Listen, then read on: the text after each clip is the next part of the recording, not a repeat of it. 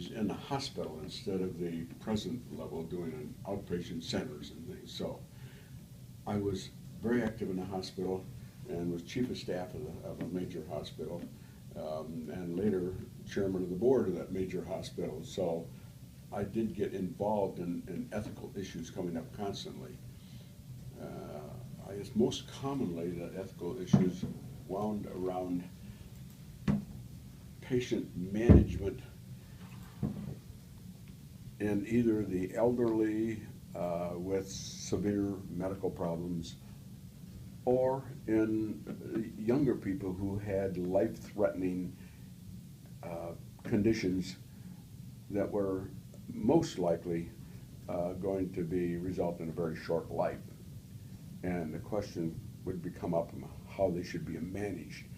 And there was always a conflict, not always, frequently a conflict, between the families and sometimes the patient themselves and the physicians caring for them as to what is best for that patient and ethically what should or should not be done. There are things that I felt comfortable. I never had to make that decision. I would just be sitting on a committee with people as they discussed it, primarily the internal medicine specialists and the oncologists very frequently. They're the ones that took the brunt of this. I have no strong feelings in the bioethics field as to what may or may not be proper for people in a terminal state, except for the fact that I feel very strongly about making people comfortable. And the question of how overly aggressive you can be with medications to maybe extend life a short period of time is an issue that none of us really have an answer for. Every single case is different, if you look at it, as to what should be done. Frequently, it's up to the patient themselves and their family. And the nice part of some of these are that the family and the patient have discussed this. And they have made it very clear what they do and do not want done. That doesn't mean it's always clear cut, certainly. If somebody needs oral tubes for feeding, and they've said, I don't want to be kept alive in any way, but they're still functioning well and their brain is working well, then I felt we had a moral obligation to put a tube down and do oral feeding, just to be an example, things of this sort. Or patients that would, or a family that would say, no more chemotherapy, no more chemo on my mother. But their mother was alert, talking, and even sometimes had enough life that they were actually joyful at times to talk to. And then to say, no, we're stopping now. You're not getting any more chemo. Difficult. And from my standpoint, that's the ethical things I was in, much more than the nationwide or worldwide bioethic issues. When did people start to get concerned about patient rights in the U.S.? Well, that's again is a philosophical question in many extents. I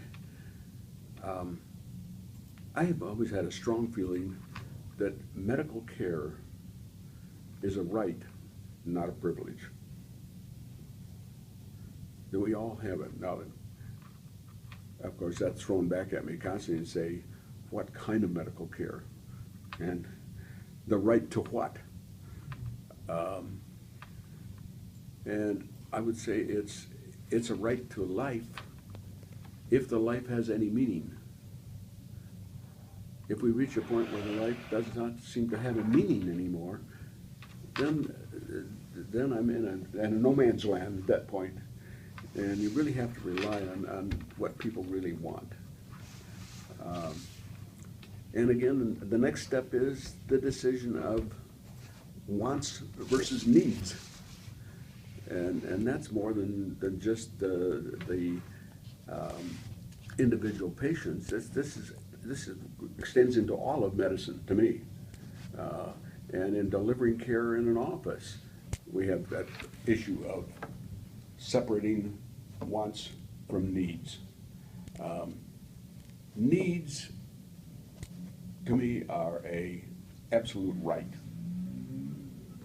If there's a need there for any type of medical treatment or care of any type, that needs to be provided. Somehow that has to be provided. If it's a want or a specific desire for things, we get into a real gray area.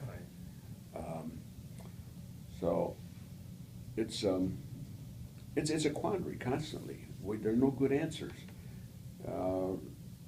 We're all different. We all have different opinions, and we have the issue of the spiritual or religious entity of every single population and every single patient as an individual. And those have to be taken into consideration constantly. I remember it was, to me, the hospital that I was very active in, away from the university. I'll divorce myself from that life because that was a little differently.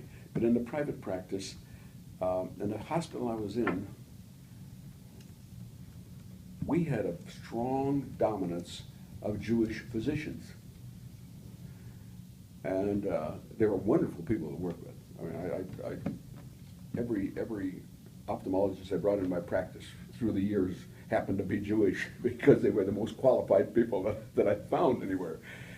But they had sometimes a different opinion of life and what life should be, and of the end of life and how that end of life should be handled, or through a difficult treatment period.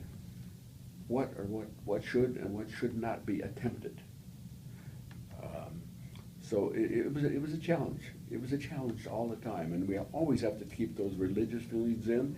And as you deal with different population groups, you have the ethical history of that particular population group that has to be kept in consideration. And we, as providers of care, must always be open to the ethical desires and the ethical standards of that particular population group we're dealing with. It sounds complicated, but as it gets into each individual patient, it becomes a one-on-one issue. This may be an area for public policy in ethics, where the state has certain obligations in terms of the individual's individual rights that may go against the particular community's beliefs. So that may be a difficult issue, because some might say that this is against our beliefs or religion to prolong life or cut, remove a tube or something like that. So there must be cases where the courts or other governmental agencies might intervene to make a decision. So how do physicians fit in that process? You just give evidence to the court, or you make the court decide? So what I'm getting at is, where do you draw that line in terms of professional ethical practice? We face it every time an issue comes up. You face that line, and you face that issue, and the line is different. Every time the line is different. The courts can make the decisions, of course. They're in a position that we're not in. And there's a vast difference in judges, as you're aware, and which really complicates the problem. That's right. And you have to know, if you are on a case like that, you have to know who that particular judge is and what his bendings are. Some judges are open to learn everything they can from what you present. And I'm convinced there are some judges whose minds are made up long before you ever start giving any evidence. because of their background, their own ethical, moral, religious background, this is their answer to issues when they occur. Then the only option you have, if it is any decision made that we feel is in conflict with the best patient care, it just then must be appealed to another level. I think we have that moral obligation to do so, to appeal it. But everyone is so different. I wish I could generalize on these things. It sure would make it a lot easier for us if we had written rules. Yeah. But we sure don't. We sure don't. And the other, that expand this issue to a much something higher level, which I'm not familiar with, and that is the international moral ethical standards, and how that varies from one part of the world to another, from one country to another, from one area within countries from one to another, something I've never faced. So people who have been out of the country and are living elsewhere and being in close association with different groups, different standards, different thought patterns, different histories, are much more educated, much more qualified to make answers than those of us who have been isolated into one standard, of a living standard within a country, with obligation, obviously, with the input from religious and moral values.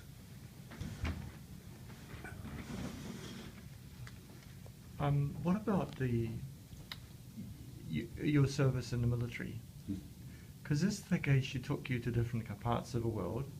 You must have faced different different cultures, and also issues such as triage, and how do you deal with these things?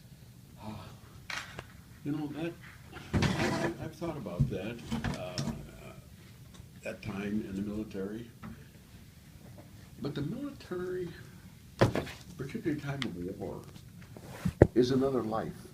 It's a completely different life. You feel like you're divorced from the rest of the world when you're in this. And I wasn't there. I'm a Vietnam vet. I wasn't there all the time. I was in and out.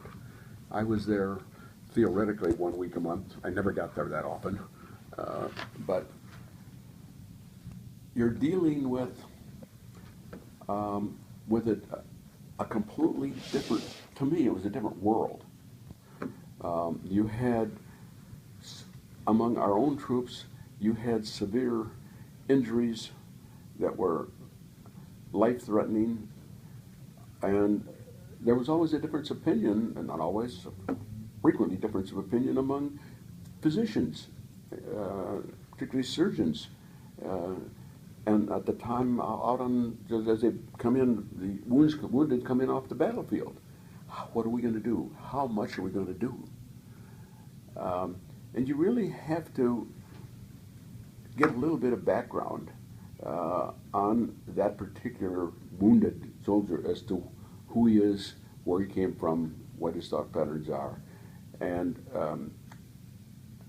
sometimes you can get enough out of his close friends that he was in battle with, where you really open up and your whole life is evident to people around you when you don't know you're going to live the next day or not. You're much more open with it. So we could get a lot of information out of there of what that particular individual probably would want. And when we did, that made the issues much easier. Because for us it was, we keep everybody alive at any cost we get. Whatever it does, whatever it takes, we're going to keep that person alive and get them back. So we were really on an individual answer to everything that came up as from an individual. But then we had to obviously bend those thoughts in relation to that particular individual and what he may or may not have wanted. I have a question. When you was in military, did you or anyone pay attention to the health of women and the health of men, like a soldier, female soldier and female male, as a different patients, or they treat female soldier as the same way as they treat male soldiers? Well, that's a one heck of a good question. The military members were all the same to us. Quote, they were the same. They weren't. They weren't. But they were identified as all being the same. And among the female members, there weren't that many in the battle areas when I was in the service a number of years ago in Vietnam. Most of that came later. But those that did go into the battle situations were, I hate to use the word hardened, but they were. They were more emotionally hardened individuals, whether because of their background or because of the training they had in preparing themselves for battle situation, or whether they were just covering up the emotions that they were feeling. You really don't know what you're dealing with that. I, as an individual, always had a tough time with that because I have always, probably unfairly, treated the female individuals, soldiers, airmen, whatever they were that we saw, treating them as a more delicate, emotional individual. And I think, and the majority of times they were the women or girls at that time, many of them very young, were more free to open up, to express their opinions, to feel pain, to not deny so many of the things around them. Compared to the 19 or 20-year-old male, who is tough as nails, and we didn't have that. Most of my contact with females in the service were among the nurses, particularly our flight nurses, our combat nurses. Wonderful people. That takes a special personality. And they could relate to patients in difficult situations better than 95% of the male physicians and technicians and nurses and all that were over there at the time. So maybe that's an unfair separation, but to me, they were almost like a different population to deal with. Although, by direction, we're all the same when we're over there, but we weren't. Good issue. Good issue. And I think you could probably even carry that over into the care of patients outside of the military, in individual life. I think there is a difference in managing males versus females. And I guess the oncologist that I worked with the most in the hospital, the one I admired the most, and the one that talked my dad through his death, a marvelous man, very sensitive, with completely different religious, moral background. My dad was a quite strict, not a fundamentalist religion, but a basic hellfire and brimstone type of Christian religion. The oncologist that I worked with so much and enjoyed was an Orthodox Jew. But he had that ability to relate to people so closely.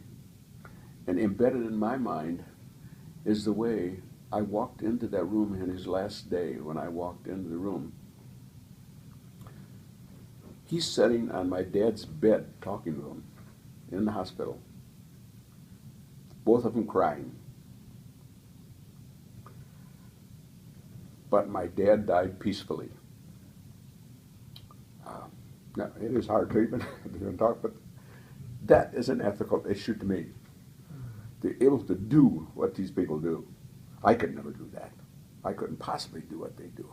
But he made the decision, along with my dad, that they weren't going to go further. This was their decision, and it went on.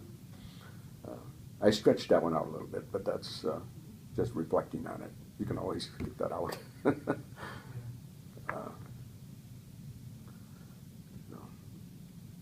So the ethics of caring for people is, and making people comfortable is sort of your number one medical ethics principle. No question.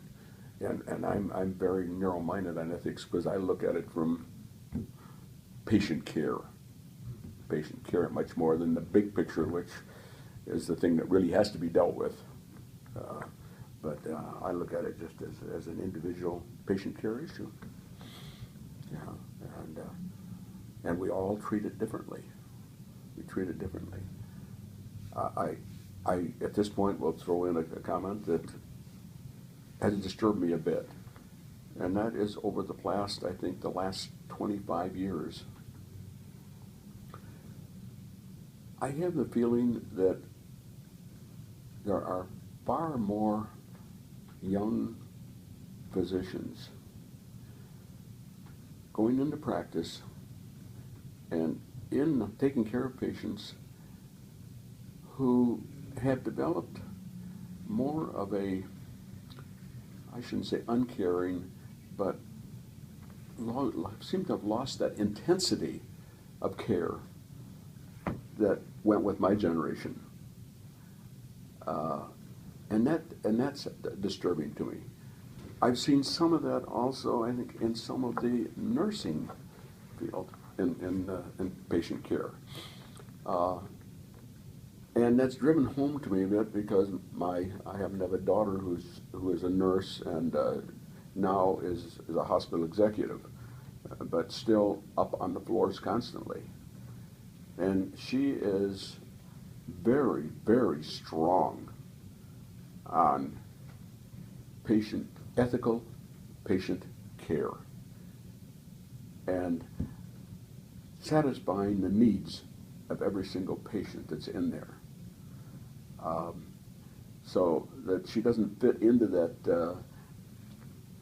that more neutral, I shouldn't say cold, but or uncaring, but it's an ability to detach from the care you're giving to that particular patient.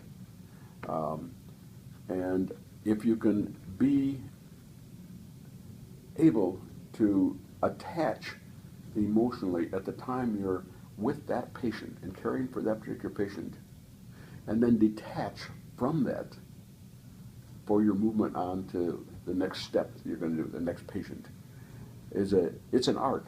It's an art, and I think it's an art that I just don't see like I used to see. Maybe I'm not around it enough, but I got the feeling that from an ethical standpoint, we were strongly moving toward caring for diseases and not caring for patients, which really bothered me because I guess I tend to be too emotional at times for patient care, but it struck to me of the thousands of patients I had in my practice. I cared for every one of those people. I'm sure there were some of them I'd be glad when they got out of the office, but at least I cared for them, and so my attitude toward that's a little bit different. It's a very interesting reflection out there that you made about the detachment of the carer to the cared in terms of the way they deal with them. Is it to make sure that they give the best treatment in a professional sense because they're afraid that they're getting emotional might interfere with that, or is it something else altogether? I don't know how to comment on that because you've hit a point that we all have to deal with constantly. But there has to be a caring. I think that goes through the whole ethical. Because that might be something that we need to deal with in terms of the way the medicine or other subjects are taught in universities, Mhm. where the professors have to impart that to these students, Right. rather than just giving them knowledge, Right. which they can pick up on books or it's something to do with the modernity or modern technology or mediated development that is causing it, or something else altogether. I think that's part of it. I think that's certainly part of it, because you can do a lot more now. We can do a lot more. We have a lot more options than we ever had. And the options keep expanding every year. Thank goodness for the biochemists and the certainly the engineers, the bioengineers, and the things that they come up with for us to use, particularly in the operating room. That's where the answer has to come from. Then I'm talking about the people who provide that care, are going to have to deliver it in the manner that it should be delivered. I think I've ambled on enough on that. I can leave that alone. It's very interesting.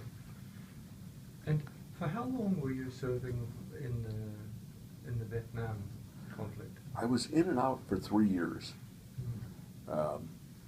Which years were they? I'm sorry? What time? Sorry. That would be 1966 to 1969, when things were pretty hot. Pretty hot. But it sounds dramatic, and it wasn't.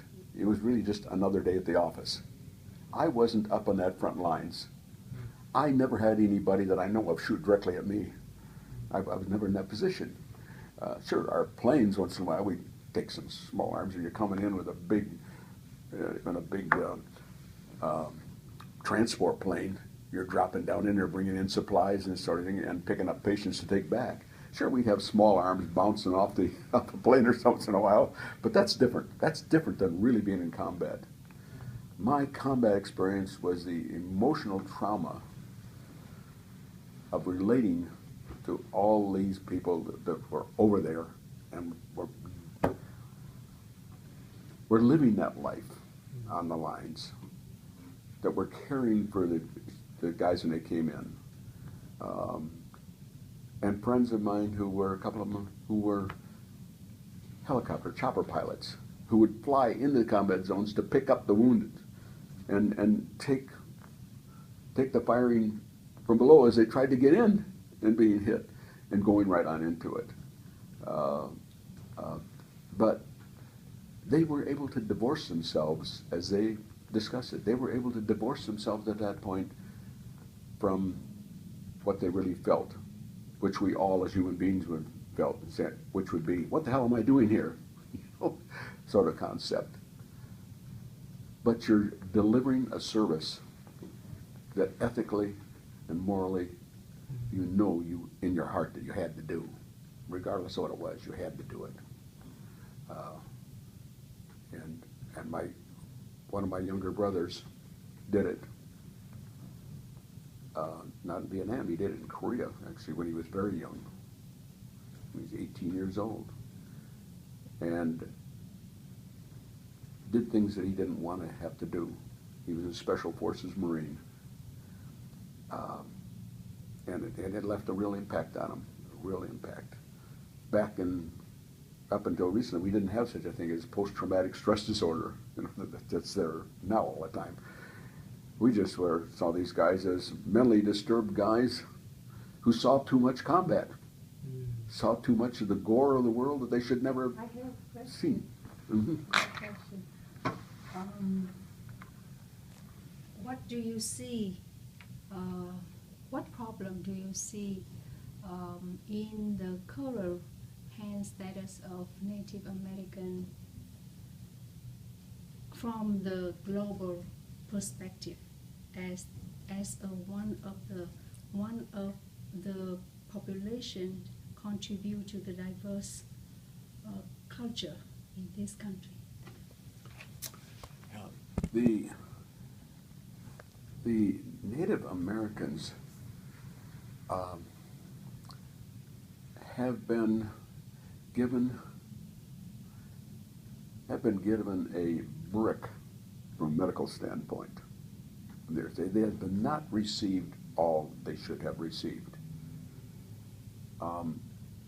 I see partial care from an outside. I'm not talking about being in there caring for the patients. You're looking at it from the outside, and I see them not getting the care that they need from a primary viewpoint, right? I'm talking about the very day that they're born type of care, or the day that 9 months before they were born, right when they were after conception. At that point is where their medical care starts. And it's something I don't think that they have gotten. The prenatal care is so critical, particularly in a population that tends to be poorly dieted,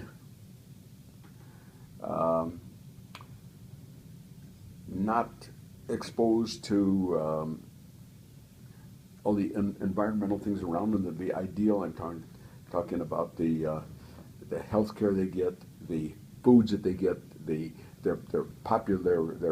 diets are relied on into a lot of obesity, a lot of alcoholism, tremendous amount of diabetes, which of course is primarily genetic.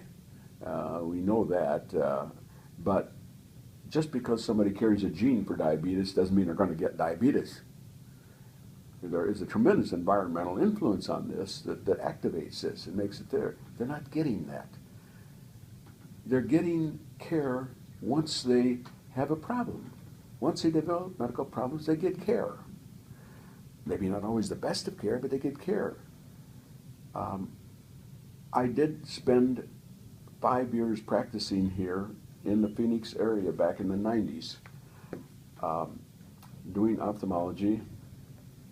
And one of my offices, our group traveled all over the state giving care. One of my offices was right next to a reservation.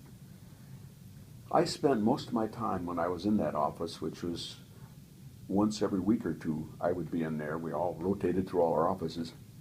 I spent so much of my time doing laser treatments on advanced diabetic retinopathy. Things that should not have gotten that far.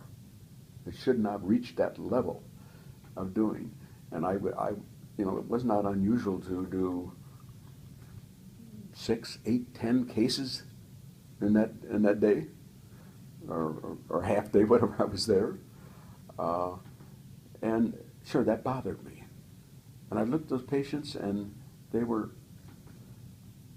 nearly all of them, in terrible physical condition, overweight, terrible dental status. Just seeing them in the office. So I guess my answer is more of the attack has to be at a very primary level. No matter how much may be pouring down from above in legislation and benefits or whatever it may be, is not the answer. The answer is for people to be in there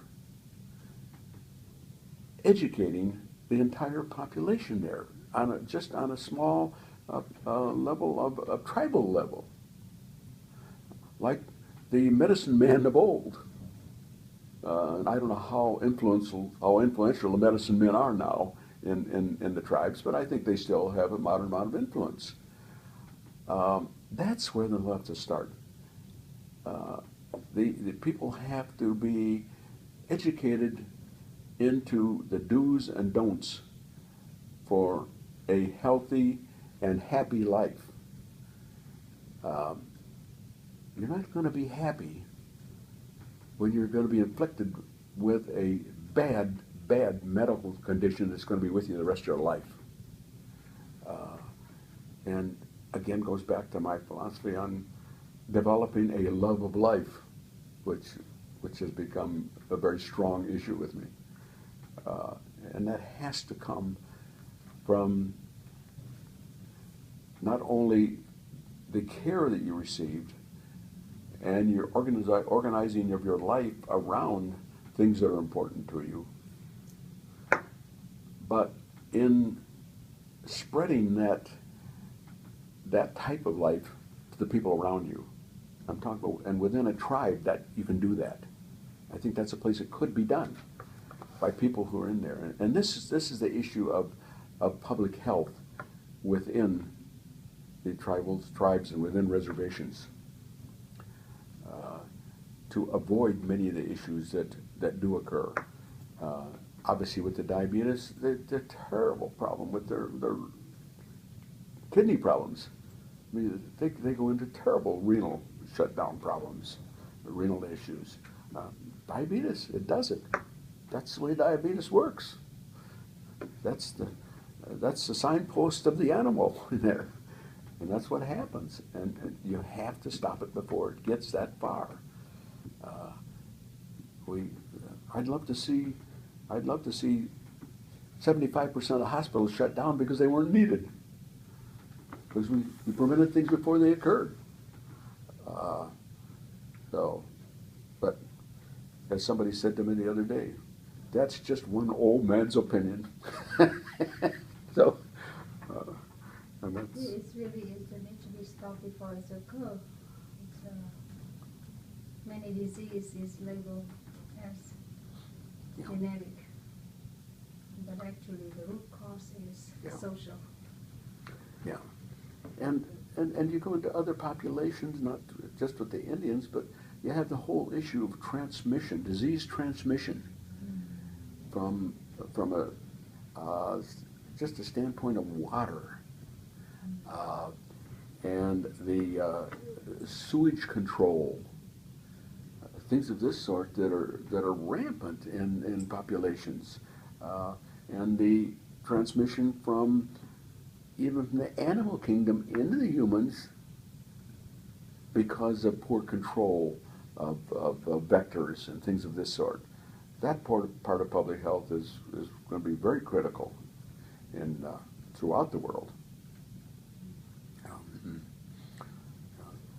But our issue here right now really is our issue here in our location. I'm talking about Phoenix right now is really the Indian service on the reservations, and getting a different lifestyle. And you can't change a lifestyle, that's a bad word. A different mode of living and a different input into their thought patterns to change some of the decisions that are made on their life. And again, that's a public health issue that has to come, I think, more from the people within their own tribes, in the sense of somebody like a medicine man that has that type of influence. A medicine man with a degree in public health, wonderful. I mean, that would be fantastic. That would be fantastic. Yeah. So, Another man have influence on Native people. from the rest of the population, exactly. And they can do it. It's hard for somebody else to come in and say, "Hey, you know what you're doing? You know what that." We need to get him on our program. I'm sorry. We need to get them on our program. Yeah. They're not going to. They're naturally not going to accept recommendations, maybe